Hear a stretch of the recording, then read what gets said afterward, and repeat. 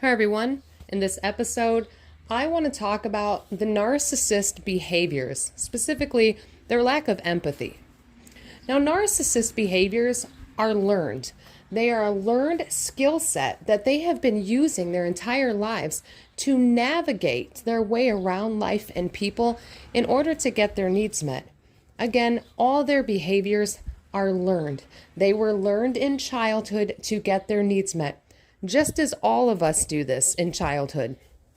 If you are a people pleaser or a recovering people pleaser and you grew up in a narcissistic family unit, you understand that you were of service to the narcissist in your family. You were probably a scapegoat.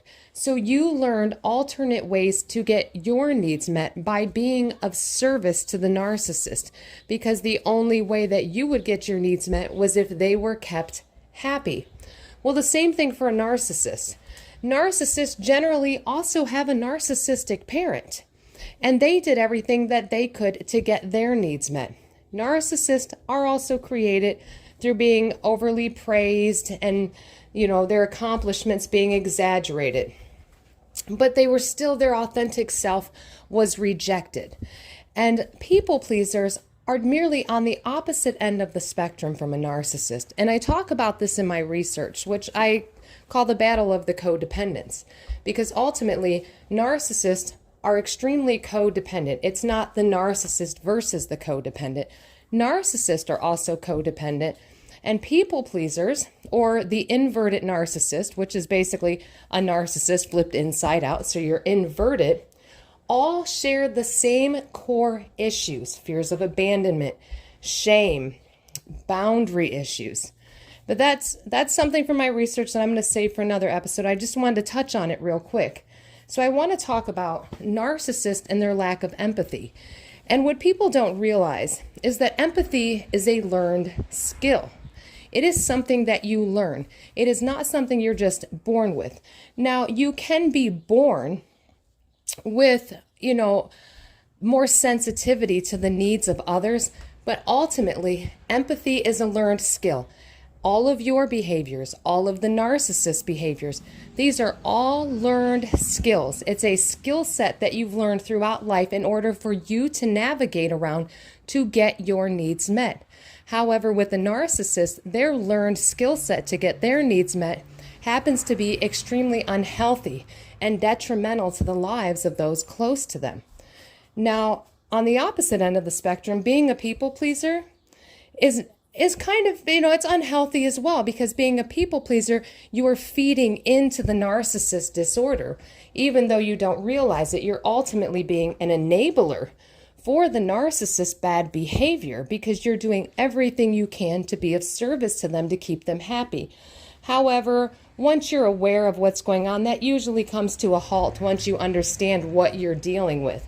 Once you understand you're dealing with somebody with high narcissistic traits or tendencies, you tend to modify your behavior to put it to a halt so that you stop feeding them narcissistic supply, which is creating the monster. So as empathy being a learned behavior, what empathy really is, emotional intelligence. You need to learn emotional intelligence, and narcissists lack emotional intelligence. There are three components, major components to emotional intelligence, and that's cognitive empathy, emotional empathy, and the highest form of empathy, which is compassionate. Now, narcissists do have cognitive empathy, which means they have the ability to understand and recognize another person's pain and suffering. So they do understand that they're inflicting pain on you. They do understand that you are suffering. Now, when that happens, it can go one of two ways. A narcissist intentionally inflicts pain, and then there are times when a narcissist is involuntarily or unconsciously doing it, and that is through their primitive, immature ego defense mechanisms. Now, as a people pleaser, you also have these same levels of emotional intelligence. Now, if you were a people pleaser, that means you grew up and you were raised in a narcissistic family unit by a narcissist. And since empathy is a learned skill, if you were raised by a narcissistic parent, They did not teach you empathy because they did not have the skills of empathy. They did not teach you empathy. What you did learn, however, was hypervigilance and how to become hypersensitive to the needs of others. But empathy, again, is a learned skill. So you have cognitive empathy.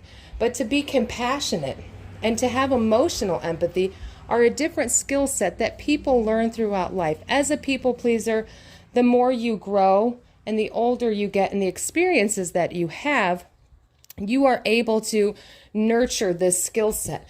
However, with a narcissist, they're psychologically frozen at that moment in childhood where they learn to get their needs met in unhealthy ways, where they learn to create the mask, create different characters because their authentic self was rejected. Now, again, on the other end of the spectrum, the people pleaser, because both are codependent. Narcissists need the people pleaser to be of service to them, and the people pleaser is always chasing after the narcissist validation. And it's a constant loop that keeps feeding the cycle into each other. And I talk about this in my research. And it's very important that people understand this, that in order for the cycle to stop, something has to be removed, which is a person, because ultimately one is a catalyst for the other on a constant loop. And a people pleaser has a much greater chance of breaking the cycle and being removed than a narcissist, because a narcissist disorder tells them that they're not disordered and they do not have a problem. However, people pleasers on the opposite end of the spectrum are always looking for solutions or resolutions to try to fix other people or fix themselves to make other people happy. So they have a higher chance of breaking free from the cycle and healing, and then learning a new skill set in order to be able to deal with the narcissist in their life. And narcissists can learn empathy. I know that people truly believe a narcissist cannot change. The thing is that they can change. But number one, you can't change someone that doesn't think they have a problem. They have a disorder that tells them they are not disordered. And let me say this, I am by no way telling people to hang on to hope and wait for them to change, because that is not how it works. They have to want to change. Now if you have a narcissist in your life, the best way to help that narcissist, if they are going to remain in your life, is number one, you must heal yourself. You must heal yourself, because a narcissist will exploit all of your unhealed wounds, all of your unhealed traumas, and you're fully aware of this. A narcissist is amazing at exploiting your empathy for them. So this is why it is important that you do not feed the monster by, number one, doing everything you can to serve and please them. That is never going to work, because that is what they are exploiting out of you. They are getting that supply out of you. So you must be healed and learn to not emotionally react. You have to learn how to condition their behavior. You have to do exactly what the narcissist does to you, but in a non-aggressive, non-abusive way. You basically become a narcissistic mirror. So you have to reflect back to the narcissist who they are. And a narcissist uses operant conditioning to train you to behave in such a way, to trauma bond you through a reward system. And that's the exact same thing you have to do.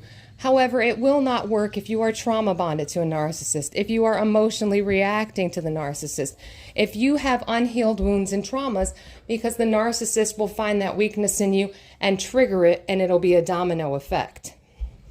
So a narcissist can be conditioned to learn better behaviors. The problem is that most narcissists don't seek help, and the people in the narcissist life, because it requires a form of nurturing. Nature versus nurture. You can condition a person and teach them a skill set. However, you must nurture it. You can plant a seed in the soil. You can get a pot, buy the seeds, and put them in the soil. But if you never water the seed, if you never nurture the plant, it will not grow. When the same thing goes with, number one, conditioning your behaviors and gaining better coping mechanisms, because again, everything runs on a spectrum. Everyone is somewhere on this spectrum, whether you're on one extreme or the other, narcissist versus inverted narcissist, or people pleaser, whatever you want to call it, both ends of the spectrum all have the same core issues of codependency and, like I said, fear of abandonment, shame. And I will go into further detail with that in another episode and talk more about my research on that.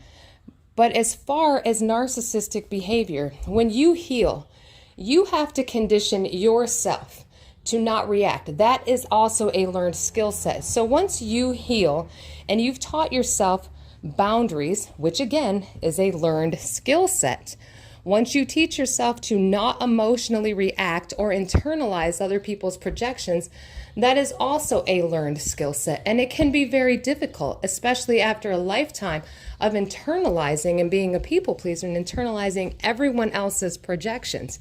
You have to teach yourself this skill set. It can be very uncomfortable at first. I know for me, during my healing process and having to be reconditioned to have boundaries, it was the most uncomfortable experience, because every time I set a boundary with even myself or with some random stranger, it was very uncomfortable and painful. I felt guilty because my whole life I felt obligated to be of service to others. So anytime I said no, or put up a boundary, or raised my standards and refused to lower my standards to meet the needs of others because they didn't want to raise their standards but bring you down, which is ultimately what narcissists do to people, I was extremely uncomfortable and felt guilty for quite some time. And then I would gaslight myself repeatedly. And then I would gaslight myself into believing, oh my gosh, what did I do wrong here? But you didn't do anything wrong. Those were behaviors that you learned. As a child, you were conditioned to believe that if you did not be of service to others and meet another person's needs, then your needs wouldn't get met. And so you felt guilt and you felt shame. And narcissists, they condition people to be of service to them. And that is why when they talk about the dance of the narcissist and the empath, when ultimately, empathy is a learned skill. People pleasers just happen to be more hypervigilant and more highly sensitive to the needs of others. But you must still learn the skills. And narcissists can learn these skills. Unfortunately, most people are taught narcissists can never change, so it's better to just discard the narcissist and throw them away. And I am, again, in no way, and I would never tell someone to stick it out and stay in the relationship and keep getting abused waiting for that narcissist to change, because that will never happen. You sticking around and putting up with the abuse and you not being able to heal. See, once you're healed and you have conditioned yourself and understand boundaries and understand not to internalize these things, you can then move on to the next level of learning how. All it is you know how you hear people say, teach people how to treat you. That's exactly what you have to do with narcissists. You have to teach them, you have to condition them to learn how to behave properly. They were never taught that skill set. The only skill set that they learned was how to get their needs met in any way possible. Their authentic self was constantly rejected, and they refused to let that authentic self come forward because of the fear of rejection. And the same thing happened to the people pleaser in childhood. Your authentic self was rejected by your narcissistic parent or your toxic environment or caregivers, or lack thereof caregivers. And so your authentic self was rejected, which in turn made you become a people pleaser, because you just wanting to be yourself, you were unable to get your needs met. By no fault of your own. It was because you were in a narcissistic family unit and they didn't care about your authentic self. Narcissists see you as an extension of who they are that's there to serve their needs. Again, learned behavior, and this cycle, and it will keep repeating and continuing on. People will continue to pass these learned behaviors on to their children and other people. And this is the problem. So once you have healed and once you understand who you are and you figure out how to have a healthy balance within your emotional, being able to regulate your emotions in a healthy way, it is easier to navigate around people with narcissistic tendencies and traits. You absolutely have to teach people how to treat you, just as the narcissist taught you how to treat them, how to be of service to them. Again, they use what is called operant conditioning. And I highly recommend you look up operant conditioning and understand how it works through a reward system. And that is how you get trauma bonded. The narcissist love bombs you, and they're flooding your brain with all these feel-good chemicals. And the main one I focus on in my research is dopamine, because it's ultimately a dopamine addiction. And when you're being love bombed, you become addicted to the constant rewards, the rewards from dopamine in your brain. And then when the narcissist withdraws from you, when the narcissist starts to devalue you, you withdraw from the dopamine addiction. And this is also what keeps the narcissistic supply. Every time they get an emotional reaction out of you, they're getting a hit of dopamine, which keeps them addicted, because dopamine is what keeps your brain addicted to things. So they're addicted to narcissistic supply, just as you get addicted to their validation. So these are things I want you to think about. Empathy is a learned skill. It is something that narcissists can be taught.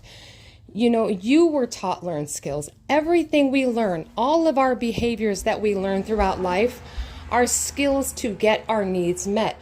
Unfortunately, people learn a lot of unhealthy ways to get their needs met. And this is why it is so important to heal and take a step back, because it's so easy for us to point the finger at the narcissist and talk about how evil and awful they are. And yes, it is not good behavior. It is very destructive behavior. However, that narcissist did a service to you. I know that the narcissist shined a big light on all the things that were unhealed about me. All the things that were my weaknesses that made me easy to exploit. And once I sat down and said, how does this keep happening? Why do I keep letting this happen? Well, that's because in childhood, I had a narcissistic parent who exploited me and made me learn a certain skill set to get my needs met, which you ultimately carry throughout life into adulthood, and you repeat these cycles. A narcissist was not conditioned to learn all these levels of emotional intelligence. And most of us that grew up in a narcissistic family unit also did not get taught these levels of emotional intelligence. Because with levels of emotional intelligence come firm boundaries, come the ability to self-reflect, to have accountability. Well, I hope this episode helped shine a little bit of light. I do want to continue to make several more of these, but I don't want to make them too long, and discuss more about my research. And if you're interested, I actually talk about in my book that I wrote, I have a condensed version of my book, Decoding the Narcissist, and the psychological manipulation tactics that they use. I have a PDF available for download where you can learn about the primitive, immature ego defense mechanisms that narcissists use in their cycle of abuse, which are unconscious, involuntary. And then they also do things consciously. It depends on if it's a defense mechanism versus intentionally trying to gain narcissistic supply. So I do encourage you to pick up a copy. The PDF is available for download on selfie.com. There is a link in my bio, and you can learn about all the tactics that narcissists use, the psychological manipulation tactics, how to recognize them, the things they say, and how to identify them, and how you can respond to their manipulation tactics in a healthy manner. I hope this episode helped shed a little bit of light on empathy, learning empathy, and that it is a learned skill. It is a learned skill that narcissists can be taught. However, because they have a disorder that tells them they're not disordered, it makes it very difficult for them to get in a clinical setting. But ultimately, in order for a narcissist to learn these skills, it has to be immediate within their environment. They need to be in an environment and where they are being reconditioned by someone who is healed has no open wounds for them to exploit, and has mastered the skill of not reacting to their behaviors or internalizing the narcissist behaviors. And that is how you can begin to condition them to basically, wipe out their old programming and insert new programming and help them increase their emotional intelligence.